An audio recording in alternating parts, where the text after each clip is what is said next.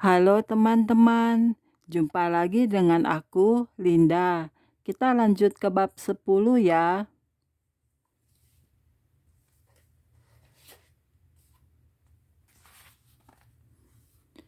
Oke, mari kita mulai. Kedatangan Yesus yang kedua kali nanti benar-benar merupakan suatu hari yang gilang gemilang. Kita akan dikumpulkan oleh para malaikatnya untuk tinggal bersama Dia selamanya. Para malaikat menyertai kita selama kita hidup di bumi ini. Mereka akan ada bersama kita saat kita meninggal, dan mereka akan ada bersama kita pada kesudahan zaman. Terpujilah Tuhan, Dia benar-benar mengirimkan para malaikatnya sebagai roh-roh yang melayani, yang diutus untuk melayani mereka yang akan menerima keselamatan. Penyingkapan Tuhan. Kita sudah melihat sifat dan peran para malaikat seperti yang diungkapkan melalui firman Allah. Dalam bagian ini, saya ingin menceritakan beberapa pengalaman saya dalam melihat para malaikat itu bekerja dalam kehidupan saya sendiri. Para malaikat Allah terus melayani umatnya hingga detik ini. Sekali lagi, aktivitas mereka tidak hanya sebatas pada zaman Alkitab. Pelayanan mereka adalah untuk Anda dan saya sekarang ini, ketika kita mengasihi Tuhan dan melakukan kehendak-Nya.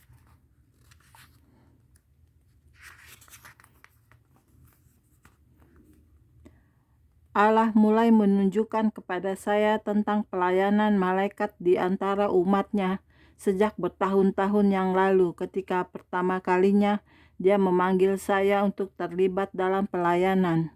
Saya sedang berada dalam mobil saya, siap untuk pergi ke rumah sakit Purnawirawan untuk mendoakan saudara ipar saya. Dia kena serangan jantung yang parah, dan gereja kami berdoa untuk dia. Angin dari Allah berhembus, dan halaman-halaman Alkitab saya terbuka pada Yesaya 6 ayat 8. Siapakah yang akan kuutus, dan siapakah yang mau pergi untuk aku? Maka sahutku, ini aku Tuhan, utuslah aku.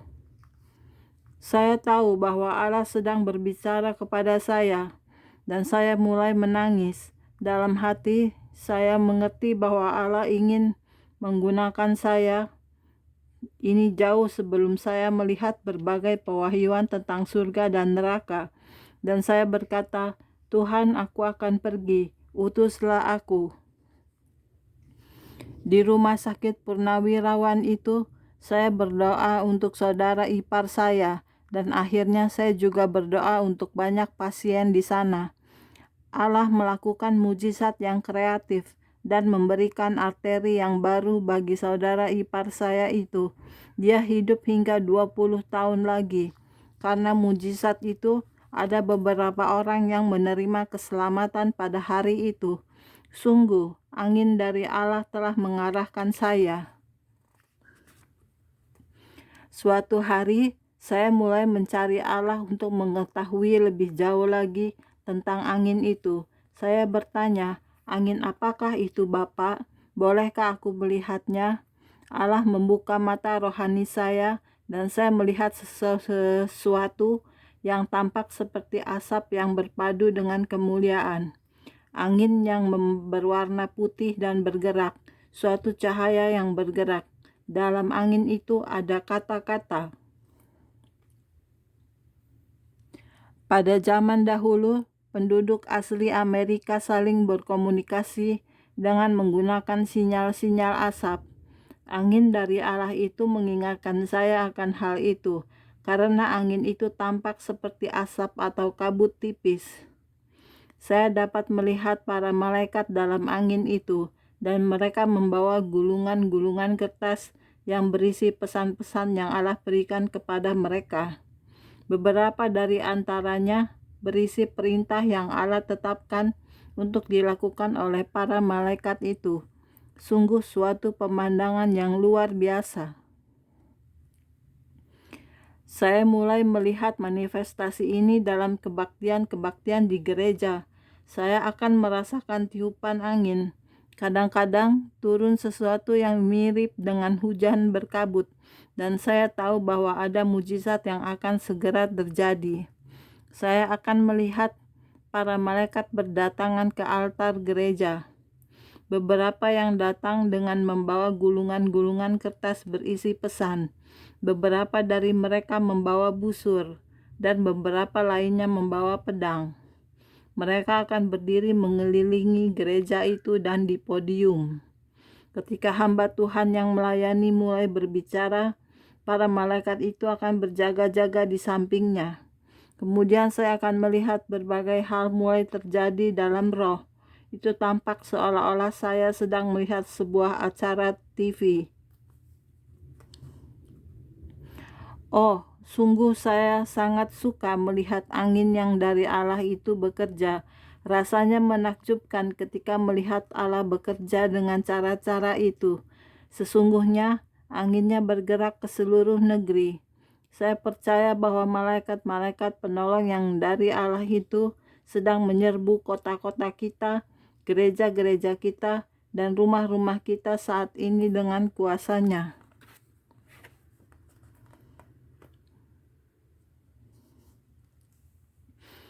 Saya percaya bahwa Allah memberikan pewahyuan ini kepada saya untuk menguatkan dan menghibur umatnya, untuk memberitahukan mereka bahwa Allah ada bersama mereka. Orang-orang selalu dikobarkan semangatnya setiap kali saya ceritakan pengalaman-pengalaman ini. Saya tahu bahwa Anda juga akan diberkati ketika Anda membacanya. Melalui para malaikat, Allah menjagai dan melindungi kita. Meskipun kita hidup dalam suatu zaman yang penuh ketidakpastian dan kekacauan, Allah sedang menunjukkan kepada kita bahwa firman-Nya itu benar.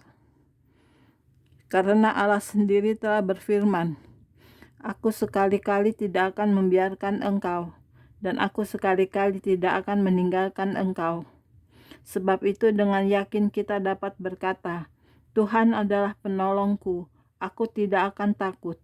Apakah yang dapat dilakukan manusia terhadap aku? Saya juga percaya bahwa melalui berbagai penglihatan dan pewahyuan ini, Allah sedang mengungkapkan beberapa kebenaran yang penting bagi gerejanya. Misalnya tentang peran firman Allah dalam hidup kita, tentang api Allah yang memurnikan, menyembuhkan, dan menghakimi, tentang pentingnya doa syafaat, dan tentang kekuasaan Allah untuk membebaskan umatnya. Kita harus mengerti akan kebenaran-kebenaran yang penting ini ketika kita sudah semakin dekat dengan peristiwa-peristiwa akhir zaman dan kedatangan kembali Yesus Kristus, Tuhan dan Juru Selamat kita. Segala kemuliaan bagi pujian dan pujian hanya bagi Dia.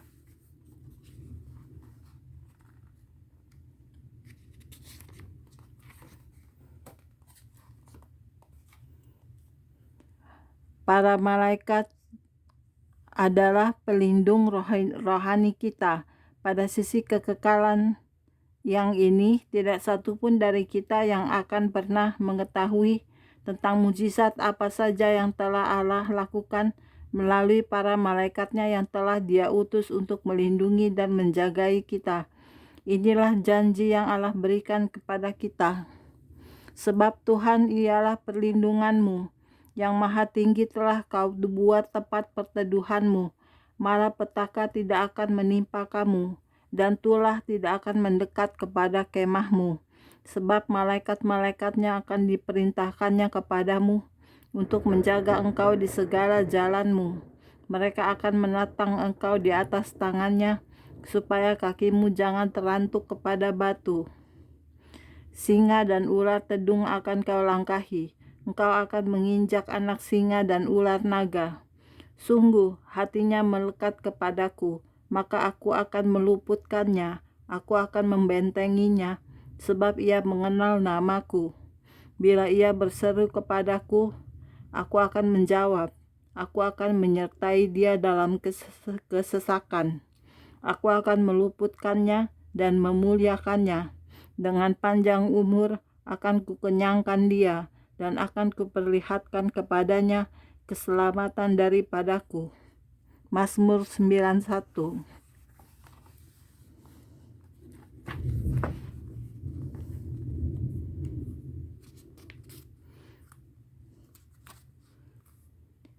Kita dijagai oleh kuasa Allah. Kita aman dalam tangan juru selamat kita yang berkuasa. Para malaikat melindungi kita, berjaga-jaga untuk kita, dan membentengi kita dari kejahatan yang tak terhitung banyaknya.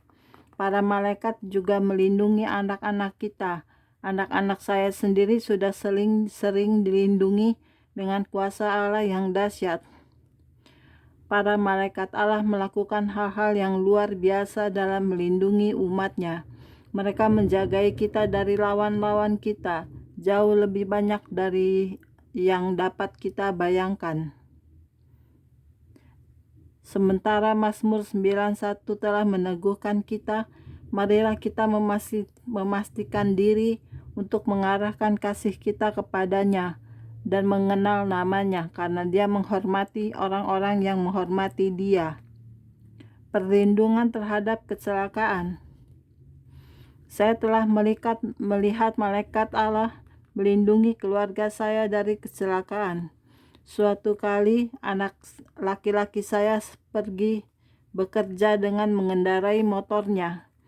Kira-kira sekitar pukul 2 siang itu, saya bahkan tidak berpikir tentang dia ketika saya berdoa di rumah saya.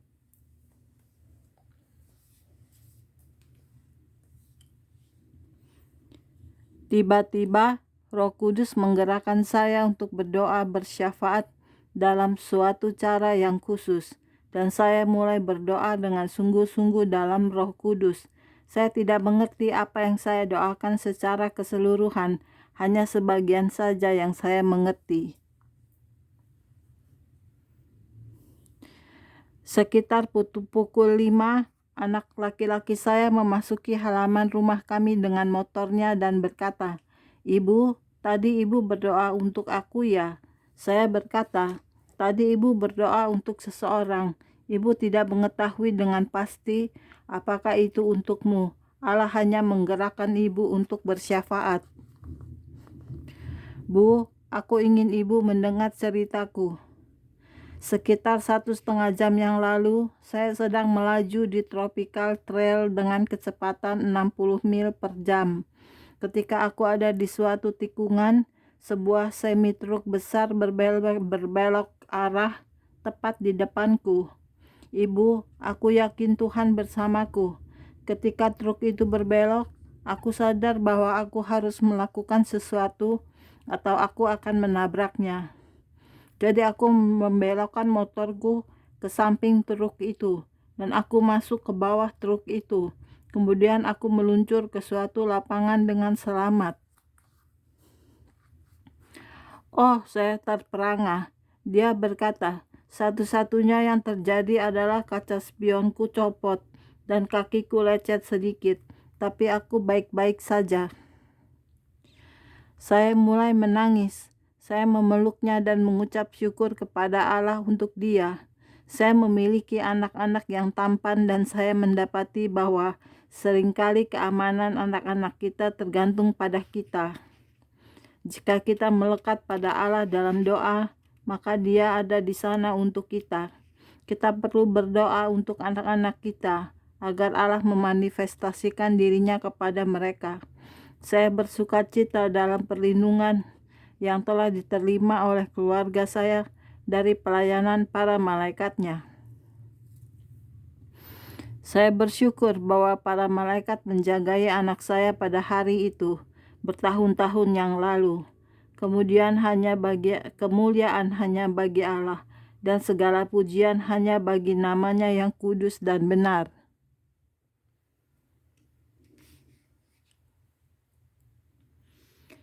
Perlindungan terhadap penganiayaan. Para malaikat sering datang kepada kita dalam cara-cara yang tidak terpikirkan oleh kita dan dalam aksi-aksi yang tidak terduga. Ada kalanya kita bahkan tidak menyadari bahwa ada seorang tamu surgawi yang melindungi kita. Dr. Billy Graham dalam bukunya yang berjudul Angels menceritakan suatu kisah yang pertama kalinya diceritakan oleh ayah istrinya,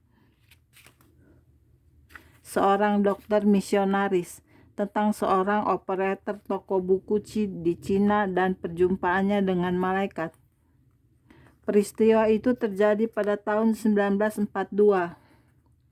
Setelah Jepang berhasil menguasai beberapa wilayah tertentu di Cina, suatu pagi sekitar pukul 9, sebuah truk Jepang berhenti di depan toko buku itu. Truk itu membawa 5 tentara dari Angkatan Laut dan separuh terisi dengan buku. Asisten di toko buku itu yang adalah seorang Cina Kristen saat itu sedang sendirian. Dengan kecil hati ia menyadari bahwa mereka datang untuk menjarah toko itu. Asisten yang agak penakut itu menyadari bahwa dia tidak mampu melakukan apa-apa. Para tentara itu melompat dari truk dan berjalan menuju pintu toko buku itu. Tetapi sebelum mereka sempat masuk, ada seorang pria Cina yang masuk ke toko itu mendahului mereka. Meskipun asisten toko itu mengenal hampir semua pelanggan berkebangsaan Cina yang berbelanja di toko itu, pria ini sama sekali belum pernah dilihatnya. Dengan alasan yang tidak jelas, sepertinya tentara-tentara itu tidak dapat mengikuti pria itu. Mereka hanya mondar-mandir di depan toko, melongo ke dalam melalui 4 jendela besar yang ada, tetapi mereka tidak masuk. Selama 2 jam mereka mondar-mandir di depan toko itu, hingga waktu sudah menunjukkan lewat pukul 11, tetapi mereka tidak menjejakkan kaki sedikit pun ke dalam toko itu. Pria tak dikenal itu menanyakan apa yang diinginkan para tentara itu, dan penjaga toko Cina itu menjelaskan bahwa para tentara Jepang itu suka menjarah banyak toko buku di kota itu, dan sekarang giliran bagi toko itu untuk dijarah. Keduanya berdoa bersama. Pria asing itu menguatkan hati sang penjaga toko, dan 2 jam itu pun berlalu. Akhirnya, para tentara itu naik kembali ke truk dan melaju pergi. Orang asing itu juga pergi tanpa membeli apapun dari toko itu atau melihat-lihat barang apapun yang ada di toko itu. Belakangan di hari itu, sang pemilik toko, Tuan Christopher Willis, yang nama Cinanya adalah Lee, kembali ke toko itu. Sang asisten toko pun berkata kepadanya, "Pak Lee, apakah Anda percaya adanya malaikat?" "Tentu," sahut Tuan Willis. "Saya juga, Pak Lee. Mungkinkah pria asing itu adalah salah satu malaikat pelindung dari Allah?"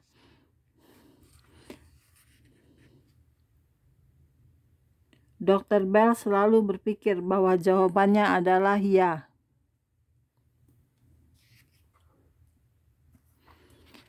Perlindungan terhadap pelayanan. Seringkali Allah melindungi umatnya ketika mereka memberitakan Injil. Pada suatu bab sebelumnya kita sudah membaca bagaimana para rasul dibebaskan dari penjara supaya mereka dapat melanjutkan pemberitaan firman Allah. Saya tahu bahwa para malaikat melindungi saya ketika saya sedang melayani. Suatu kali ada seorang anak laki-laki kecil yang mendatangi saya setelah suatu kebaktian dan berkata, "Mary, aku melihat seorang malaikat berdiri di dekatmu, malaikat yang sangat besar. Dia berdiri di belakangmu, di belakang podium. Dia besar sekali hingga tingginya melebihi langit-langit gereja." Saya melihat ke langit-langit, dan tingginya kira-kira 30 kaki atau 9 meter. Meskipun dia tinggi, aku bisa melihat kepalanya. Lanjut si bocah yang terlihat seolah-olah itu menembus langit-langit. Lengannya bersilang di depan dada dan wajahnya tampak sangat meyakinkan. Malaikat itu memegang sebuah pedang api di sampingnya. Dan jika ada iblis atau roh jahat yang mencoba mendekatimu, dia akan mencabut pedangnya dan akan mengkremasi mereka. Mengkremasi adalah kata yang digunakan anak laki-laki itu untuk mendeskripsikan apa yang dia lihat. Itu mengingatkan saya pada ayat ini. Kamu akan menginjak-injak orang fasik, sebab mereka akan menjadi abu di bawah telapak kakimu.